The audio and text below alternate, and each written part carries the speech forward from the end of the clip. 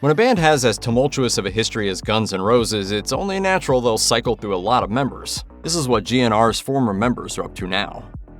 The original 1985 lineup of Guns N' Roses was more than a little different from the classic lineup of the late 1980s and 90s. One of the founding members was Rob Gardner, and he definitely qualifies for the "Wait, who?" category in the band's history. In an interview with Ultimate Guitar, fellow early band member Tracii Guns noted Gardner was the original drummer for the band LA Guns, which ultimately joined with the band Hollywood Rose to become Guns N' Roses. However, Gardner's train to stardom was quickly derailed when his girlfriend did not much care for him being in the band and forced him to quit the group early on. Unfortunately, she subsequently left him, and Gardner has not found his way back into the limelight since. Gardner has cited additional reasons for his departure, including Guns' exit from the band and dissatisfaction with the direction the group was taking. In a July 2022 interview with the First 50 Gigs podcast, Gardner said he'd come to terms with the band's success and the timing of his departure. All in all, I was glad to be part of it, and I'm proud to be part of it. Fans of hard rock are probably quite familiar with original Guns N' Roses guitarist Tracii Guns, whose name provided the Guns in Guns N' Roses. Like Gardner, Guns was initially a member of the LA Guns and left Guns N' Roses after just a few months. Since then, he and LA Guns had a second life. As of 2024, Guns' 4 decades as a musician have left him with his own share of hard-rocking hits, and no less than 14 studio albums with LA Guns. Apart from that, Guns has also worked with several notable artists, including Motorhead, Johnny Thunders, Poison, and Wasp. As successful as Guns became in his own right, Guns N' Roses weren't exactly stabbed in the heart by the talented guitarist's departure. After all, he was soon replaced with a certain top hat aficionado known as Slash.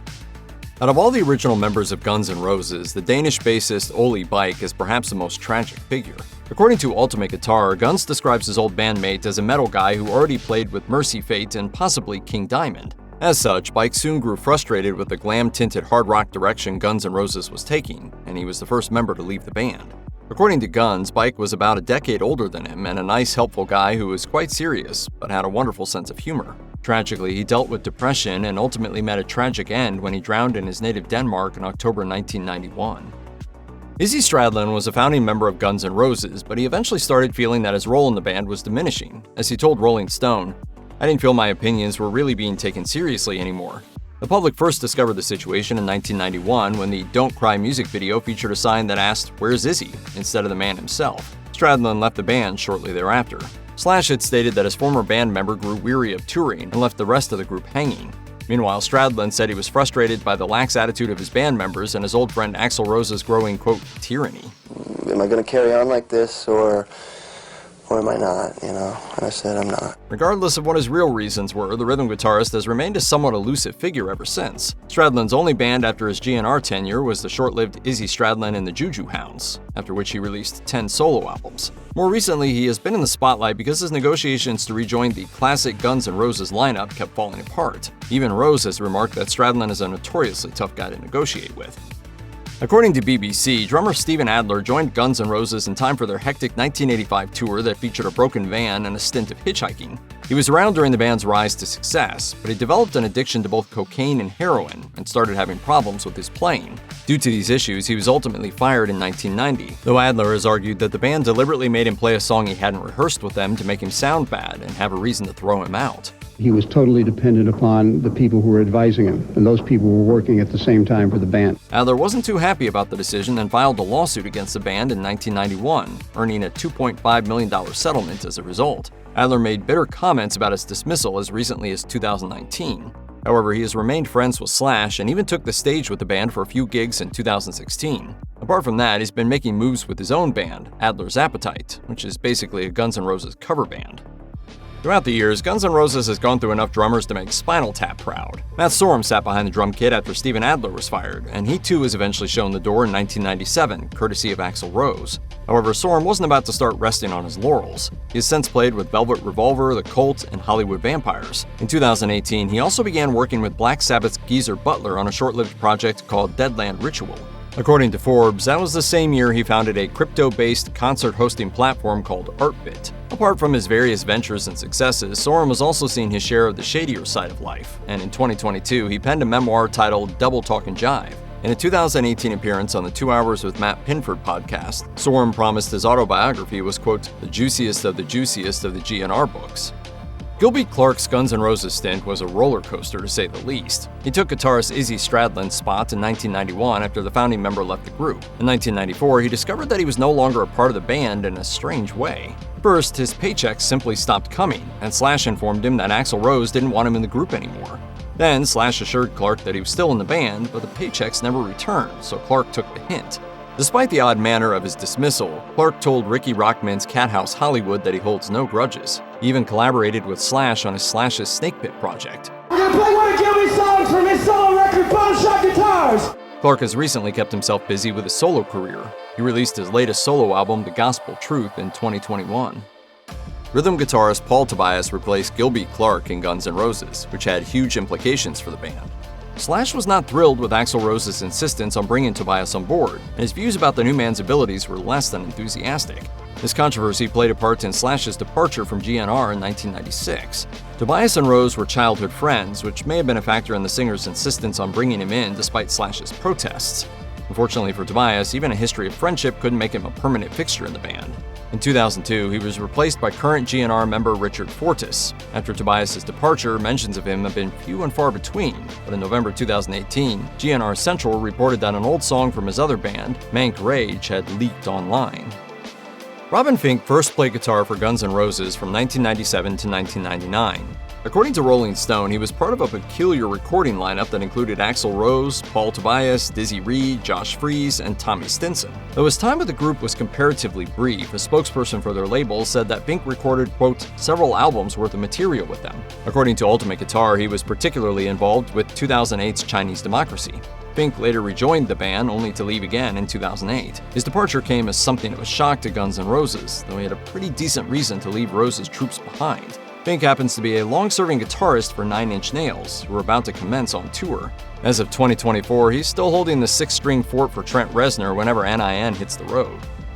For some people, playing with Guns N' Roses is the highlight of their life. For Josh Freese, it was a Tuesday. As a drummer's journal tells us, Freese is a noted session drummer who had a 2-year contract with GN'R from 1998 to 2000, but chose not to renew it because the band was pretty much buried in the studio abyss at the time. Instead of devoting his professional career to Axl Rose, Freese chose to work with many other popular artists. He has been a prominent member of A Perfect Circle and has drummed for Bruce Springsteen, Weezer, The Replacements, Chris Cornell, Danny Elfman, Avril Lavigne, Selena Gomez, Katy Perry, Michael Bublé, and Miley Cyrus. Freese also has several world tours with Sting under his belt, and he keeps up with his punk side as a member of the Vandals. In May 2023, Freese was announced as the new Foo Fighters drummer, replacing the late Taylor Hawkins. Guys, could we just I don't know, play a song? He's also a longtime member of Devo. Tommy Stinson held the bass player position in Guns N' Roses from 1998 to 2014, until his failing marriage and hectic home life forced him to withdraw from touring. According to a 2017 Rolling Stone interview, he doesn't particularly miss his time with the band. Though he was just fine with the people involved, he said he was happy to have moved on. As he told the Life in the Stocks podcast in 2023, playing in GN'R wasn't always easy, but it was still a positive experience. Stinson has had his fair share of the rock and roll lifestyle, even without the GN'R gig. He was in Soul Asylum from 2005 to 2012, but he's better known for his lengthy tenure with alt-rock icons The Replacements, which he co-founded at the ripe old age of 13. After moving on from that group as well, he resurrected his old band Bash and Pop. In 2023, he joined up with guitarist-songwriter Chip Roberts to form the duo Cowboys and the Campfire. The pair put out a debut album Wronger that summer and toured together in July 2024. Chris Pitman joined Guns N' Roses as a backing vocalist, second keyboardist, and second bass player in 1998. However, he fell out with the band over money. By 2012, Rose reportedly owed Pitman about $125,000 for a year's worth of work, and when Rose failed to pay on time, Pitman took him to court for $163,000. They eventually reached a settlement in 2016, though TMZ reports that the money Pitman actually received was significantly less than what he was seeking. Though Pitman was supposedly set to rejoin the band on its 2016 tour featuring classic-era members Duff McKagan and Slash, his place was ultimately taken by current member Melissa Reese. This may or may not have something to do with Pitman's acidic and extremely public remarks describing the tour as a money grab and an oldies reunion. Buckethead, the prolific guitarist who famously wears a mask and a KFC bucket hat on stage, spent 4 years as a Guns N' Roses member before leaving to do his own thing in 2004. The masked guitarist has gone through some pretty tough times since. In 2017, the man, whose real name is Brian Carroll, gave a surprisingly honest out-of-character interview for the Coming Alive podcast. He revealed that he had gone through a roller coaster of difficulties, including the death of his parents, a nasty back injury, and a condition that caused his heart to beat out of rhythm. Judging by his recent musical output, Buckethead seems to be more or less back on track. He released a live album in 2018, and in October 2019, he collaborated with his musical hero, the legendary funk bassist Bootsy Collins, for a manic funk metal cover of Monster Mash. It's not always easy to understand what Buckethead is doing, but he's still doing it. As recently as summer 2024, he hit the road with a packed tour schedule. Drummer Brian "Brain" Mantia is one of those guys who have played with pretty much everyone. He tends to work with cult characters such as Tom Waits, Primus, Godflesh, Praxis, and the aforementioned Buckethead. However, his resume also includes a 6-year stint with Guns N' Roses after Rose invited the drummer to join the band in 2000. Though Mantia is well known for his tenure with GN'R, it by no means characterizes him. As someone Drummer World described as one of the premier drummers in contemporary music, he is an advanced music and music theory enthusiast who has released instructional DVDs and written columns for Drum Magazine. You've almost certainly heard his work, even if you've never knowingly listened to any artist he's played with. He's a member of Brain and Melissa, a musical duo responsible for a wide variety of music from all walks of pop culture.